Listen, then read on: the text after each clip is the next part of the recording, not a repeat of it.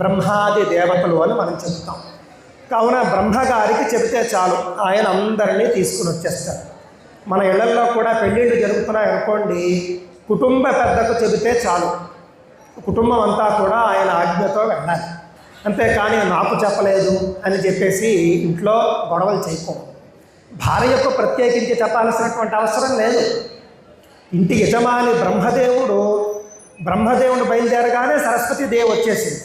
అంతేకాని నాకు చెప్పలేదు గరుత్మంతుడు వచ్చి అని చెప్పేసి అనలేదు, నాకు వేరే స్పెషల్ పత్రిక ఇవ్వలేదు అని కూడా ఆవిడ అనలేదు.